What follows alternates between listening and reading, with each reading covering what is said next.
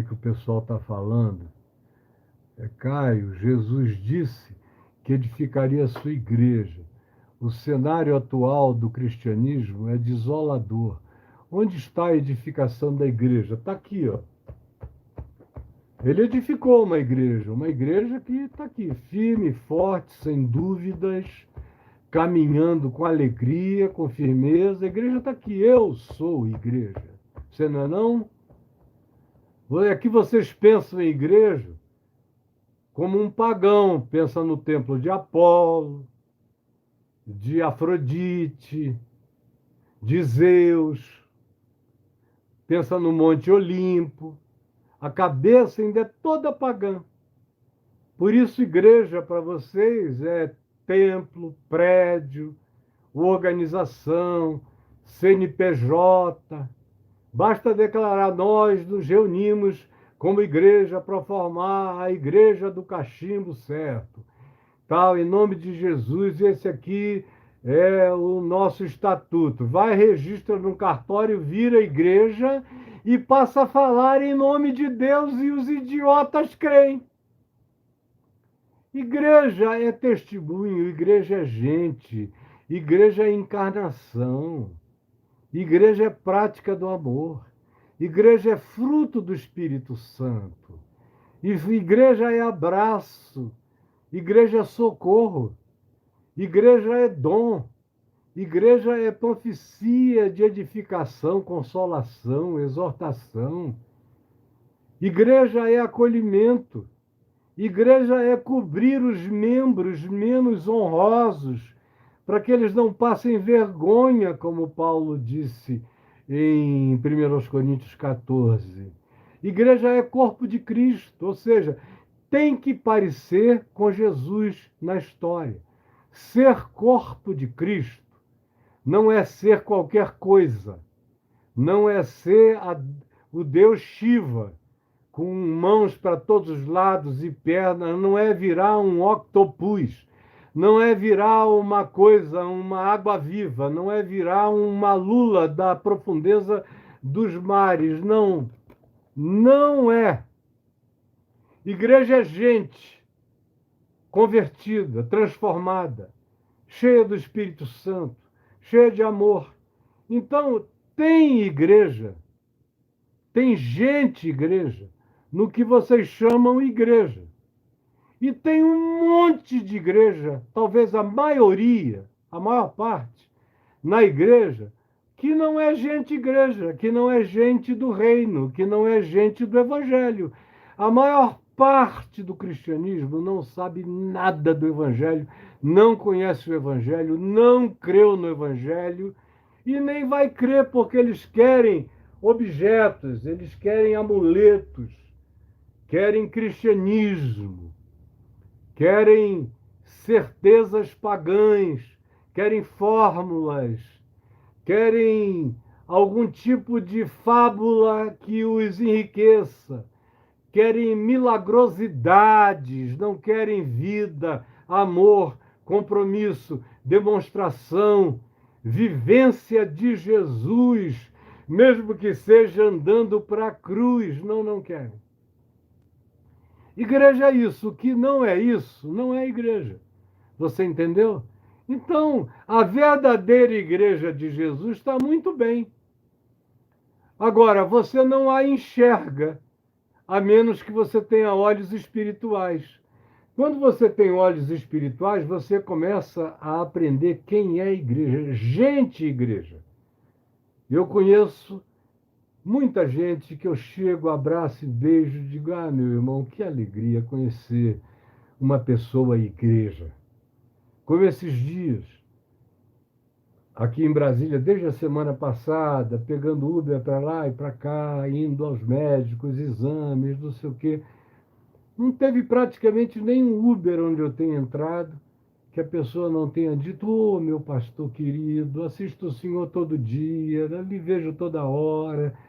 E aí comenta, e eu digo: onde é que você está frequentando? Aí o cara diz: olha, infelizmente eu não estou conseguindo ir a lugar nenhum, mas Jesus está em mim, eu nunca estive tão em Jesus, tão na palavra, todo mundo que entra aqui vê o meu jeito de tratar, acaba perguntando por que que eu sou assim. E eu não falo de religião, eu falo de Jesus e do Evangelho como eu aprendi com o Senhor. Aí eu vou vendo gente, igreja, em tudo que é lugar. Entro no elevador, o cara diz: Olha, obrigado porque você me ensinou a ser igreja. Todo mundo tinha dito que eu era um desigrejado. Quando eu não suportei mais tanta maluquice, eu fui embora para não ficar doido. Aí disseram que eu estava no inferno. E aí eu fui te ouvindo e aprendi que é o contrário. Eu estava tanto no céu que não aguentei viver naquele inferno. Mas obrigado, porque a fé nunca esteve tão forte crescendo em mim. Eu digo, então fique firme, porque igreja é gente, meu filho. Igreja não é gasofilácio, não é pastor. Esses carinhas aí são a maioria deles, 90% deles, desculpe eu dizer, eu conheço o grupo, são oportunistas. Até alguns que sabem teologia, estudaram teologia, mas não vivem o evangelho. São imorais, indecentes, pecaminosos, mentirosos, gulosos, gananciosos, egoístas. Existem só para o próprio umbigo, implacáveis, desafeiçoados, sem a capacidade do enternecimento pelo diferente, pelo estranho, pelo que não é como nós, mas é como nós porque é um humano. Igreja é feita de gente assim que ama. Quem não ama não é igreja, é cristianismo, é membro dessa sequência histórica, dessa grande maçonaria chamada cristianismo, e que tem os seus grãos mestres, os seus ritos, os seus estados, os seus vaticanos, os seus templos, as suas sedes, os seus bispos, os seus apóstolos, tudo isso assim, no gogó, imposto. Ninguém ali foi ordenado por Deus.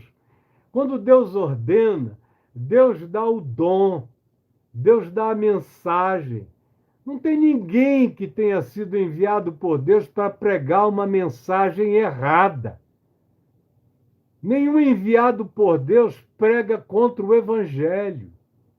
Nenhum enviado por Deus desconstrói o ensino de Jesus. Nenhum enviado por Deus vai pregar Moisés, nem lei da morte. Prega o Evangelho da graça de Deus.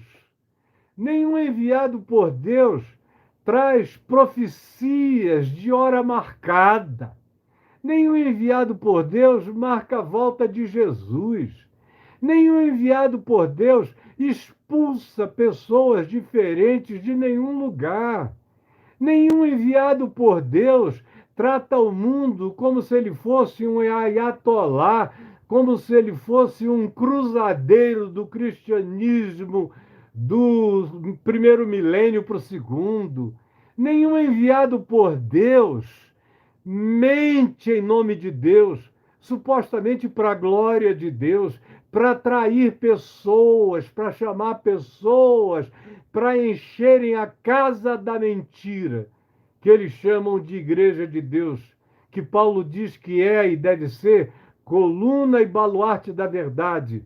Mas essas que estão aí feitas de tijolo, de gesso, pastoreadas por homens que ordenaram-se a si mesmos, ou conforme os seus colegas de engano, nada disso é igreja. São bancos e cassinos para arregimentação de fundos, para o enriquecimento desses, que são os senhores da alma de vocês. E vocês não querem enxergar. Então, quem não quer enxergar, continue cego. Quem não quer ouvir, continue surdo. E quem está na imundície, como diz o Apocalipse, continue a se revolver na própria lama. Mas igreja? Igreja é gente. Eu sou igreja. Você é? Onde eu estou tem igreja.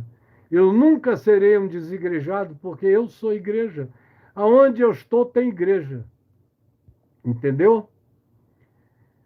Aí alguém diz aqui, Marcos Paulo, seguimos Jesus Cristo pela fé, é verdade.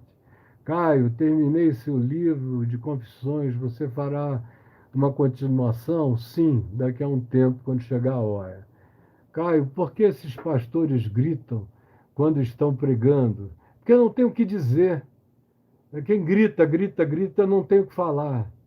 Tem até aquelas piadas de seminário, seminário presbiteriano, batista, aula de homilética. Vocês nunca ouviram falar nisso, né? Mas o pessoal mais afeito à igreja sabe, especialmente as igrejas históricas. A aula de homilética é a aula para ensinar a arte da pregação.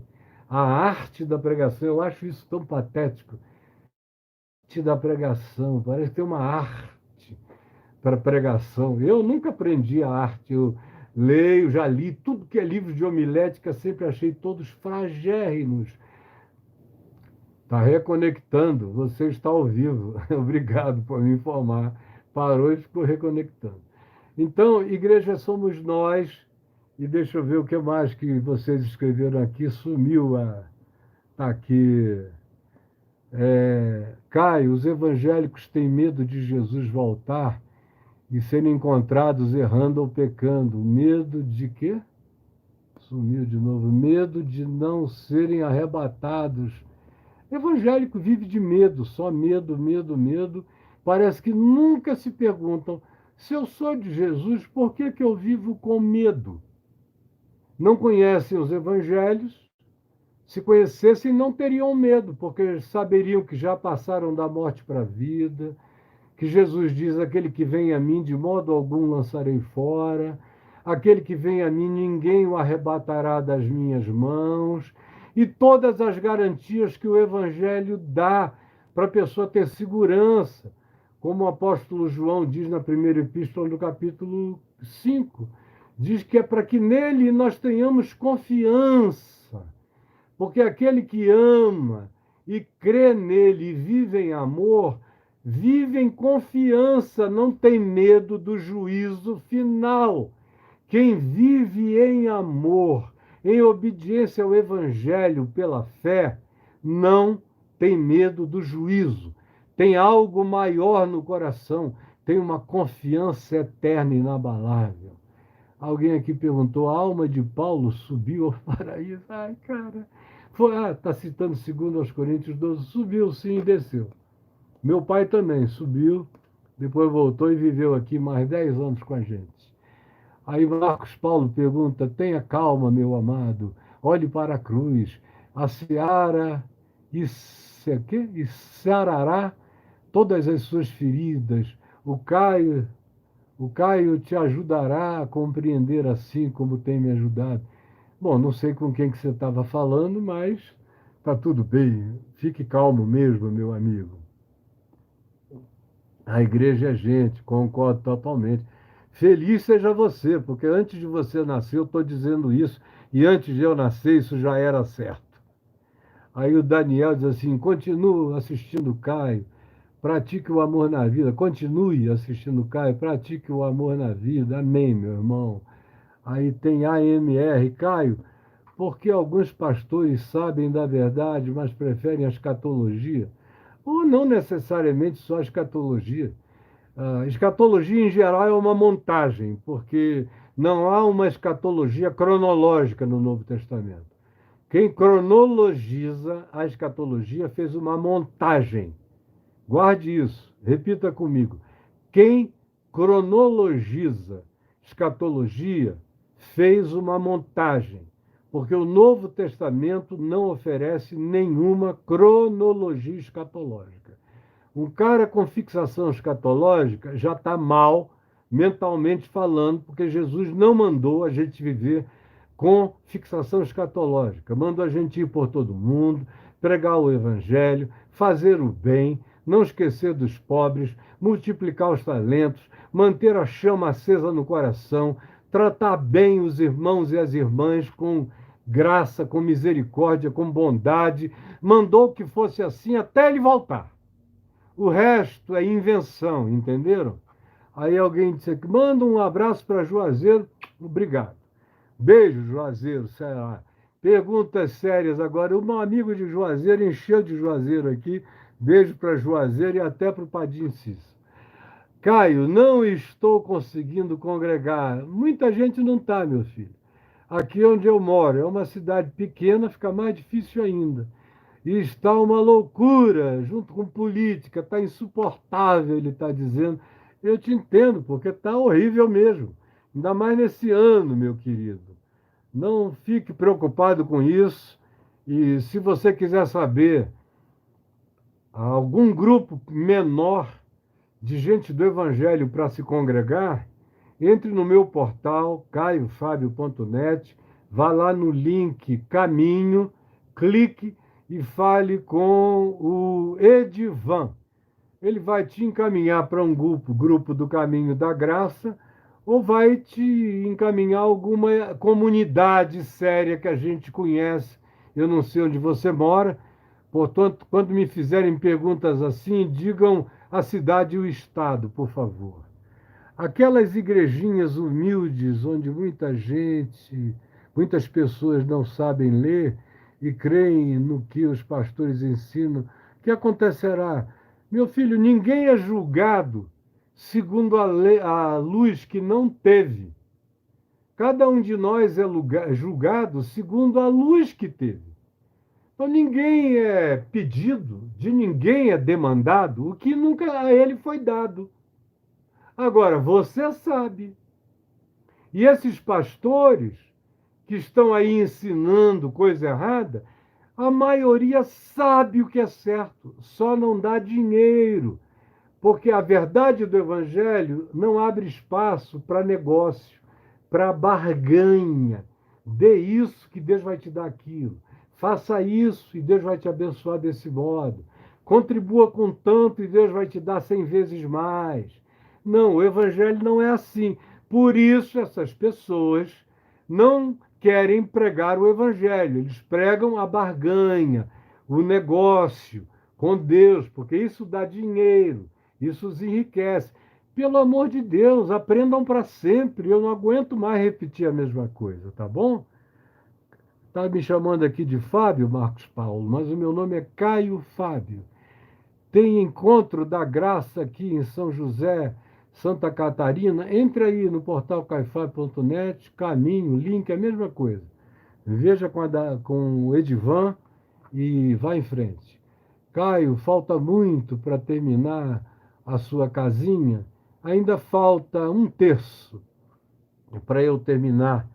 Eu gostaria muito de que daqui a mais uns 5, 6 meses eu pudesse mudar para lá, se Deus permitir. Caio, não consigo tirar um tempo para ler o Novo Testamento. Ah, cara, não vai brincar com o outro. A gente tira tempo porque é prioridade. O que não é prioridade é que é porque a gente não tem tempo. Você faz cocô todo dia? Deixa eu te perguntar aqui, é cocô mesmo? Pelo amor de Deus, leva o Novo Testamento para o banheiro, meu irmão. Anda com um Novo Testamentozinho desse no celular, ou dos Gideões, em cada celular tem. Vai ao banheiro ler. Antes de dormir, lê 15 minutos. Agora, não me vem dizer que não tem tempo, porque é mentira. Eu estou dizendo que é mentira sua. Quem quiser, faz tempo. Quem diz que não tem tempo é porque não priorizou. Se eu fosse perguntar as coisas que você faz durante o dia, você iria me dizer a quantidade enorme de coisas idióticas para as quais você tem tempo. Então, por favor, se enxergue, tá bom? E vamos em frente. Alguém pergunta aqui: tem comunidade cristã, alegria eterna e uma bênção? Eu não sei do que você está falando. Heron Basílio, não sei. Não sei, não tenho a menor ideia do que você está falando. Só me responda quem são as almas de Hebreus. Hebreus significa aquele que caminha, que está em movimento. Uma alma hebreia é todo ser que não para na jornada, que continua crescendo, aprendendo, ampliando, discernindo e indo adiante. Esse é existencialmente um hebreu. Agora, Você está falando de Hebreus 12, 23, é isso? Eu não tinha percebido que ele estava citando um texto de Hebreus 12, 23. Eu até sei mais ou menos de memória qual é o texto que você está citando, mas para não haver nenhum tipo de contradição ou de citar um texto fora exatamente do contexto que você menciona, aqui está dito: mas tendo chegado, chegamos ao Monte Sião e à cidade do Deus vivo, à Jerusalém celestial e a incontáveis hostes de anjos e à universal assembleia, à igreja dos primogênitos arrolado nos céus, e a Deus, o juiz de todos, e aos espíritos dos justos aperfeiçoados, e a Jesus, o mediador da nova aliança, e ao sangue da aspersão que fala coisas superiores ao que fala o sangue do próprio Abel. Isso é o que eu vivo. O que ele está dizendo é: quem crê em Jesus já chegou aí. Já passou disso aí. Passou de Moisés, passou dos anjos, passou da Arca da Aliança, passou do templo, passou do ministério levítico, passou de tudo isso, já está noutra dimensão. Jesus introduz você numa dimensão que faz todo o Antigo Testamento, toda a lei de Moisés, toda a esperança dos judeus, que era uma esperança de terra santa, de monte, de Sião feito de pedra, de fronteiras marcadas por Jordão, por Mediterrâneo. Não, isso tudo é coisa dos judeus da terra. Nós somos dos hebreus celestiais. Nós somos daqueles que não pararam a caminhada em Moisés, que chegamos a Jesus e em Jesus transcendemos e continuamos crescendo. É isso que Hebreus 12, de 22, aliás, de 20 em diante, está te dizendo, a ti e a quem mais quiser saber, tá bom? Sobre a instituição evangélica, é possível acreditar nesse fenômeno que tem multidões com eles? Eles falam que não há igreja fora de lá. Ah, não, você não me perguntou isso, né, Jorge? Eu acabei de explicar que igreja é gente. Isso aí é proselitismo. Os mormons dizem a mesma coisa, todo mundo diz a mesma coisa, todo fanático religioso e toda seita. Se vocês querem conhecer uma seita, saber de cara, de longe, mesmo sem entender nada, onde há uma seita é aquele lugar onde quem não está lá está perdido. A seita é aquele lugar onde quem não está lá está perdido. Isso é uma seita. Pode ser histórica, ter muita gente, isso e aquilo, mas o discurso é esse: quem não está conosco está sem Deus.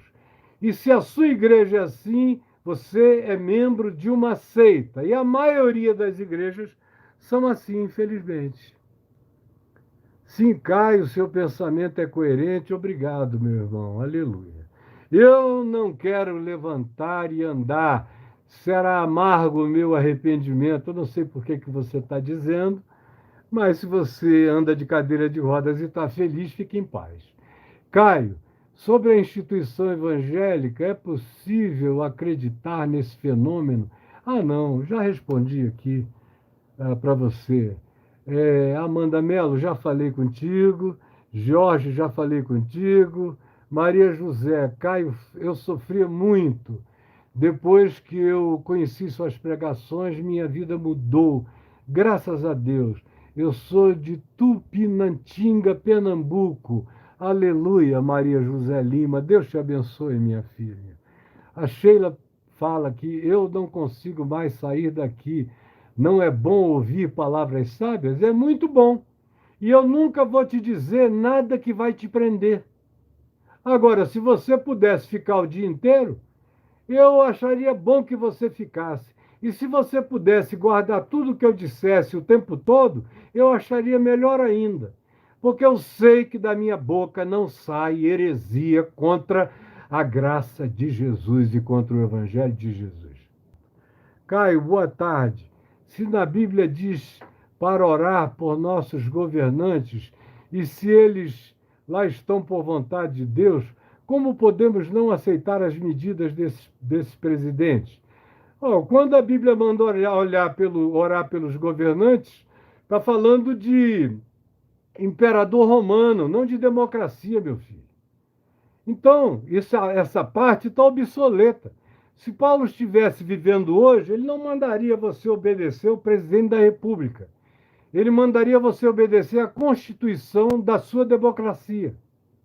Lá em Roma, ele estava dizendo dos males o menor, não fiquem dando soco em ponta de faca, senão vocês vão morrer.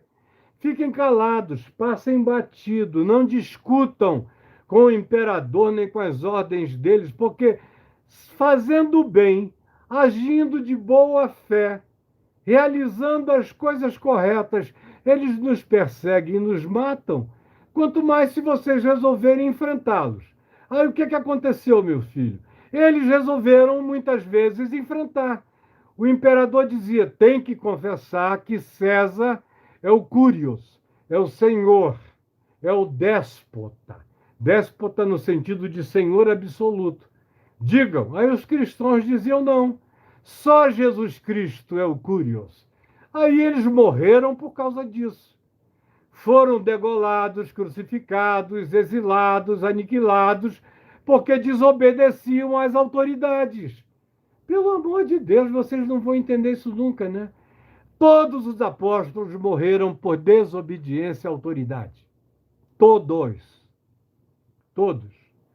E Romanos 13 é Paulo dizendo para um grupo de judeus e de pagãos em Roma, que estavam ali no meio daquela putaria, vários, no meio de gente transando nos postes para todo lado de Roma, uma loucura maluca, e os crentes oprimidos, e os governantes, sabe? Paulo enfrentou, viveu nos dias de Cláudio, Tibério, de Nero, e morreu sob Calígula. Quanta gente legal! O Bolsonaro podia ser santificado perto desses caras. E ele diz: olha, fiquem calados, porque esse pessoal por nada mata. Agora, se ele vier e obrigar vocês em relação ao que não seja a fé no Evangelho, encarem. E Paulo encarou. E o que aconteceu com ele? Foi degolado. Pedro foi crucificado. Nenhum apóstolo viveu de morte natural. Só João, exilado político. Exilado político por quê? Porque enfrentou a doutrina do imperador, porque dizia que não era para prestar culto ao imperador nos templos do imperador. E dizia aos cristãos para não se curvarem diante disso. Quem não morria era exilado. No caso dele, ele foi exilado, mas pelo amor de Deus, aprendam isso.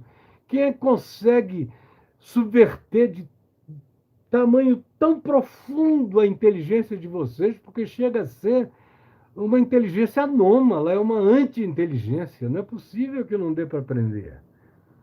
Eu tenho livros escritos sobre isso. Por exemplo, Jesus e o Impeachment. Foi um livro que eu escrevi no impeachment do Collor, antes do impeachment, que os crentes não queriam que ninguém votasse pelo impeachment. Eu tive que escrever um livro. Eu era presidente da Associação Evangélica Brasileira. Escrevi um livro, porque nós da Associação Evangélica fomos em favor do impeachment. Aí os crentes surtaram.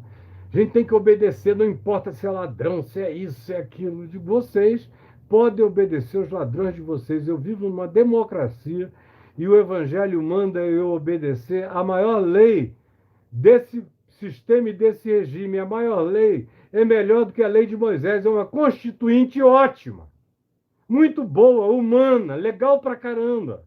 Obedeçam essa constituinte. E, sobretudo, obedeçam o Evangelho, porque o Evangelho ensina a vocês as melhores obediências humanas. E essa constituinte é melhor do que a gente teve na história do Brasil e na história humana. A maior parte do tempo, em relação aos romanos, a gente está muito na frente deles.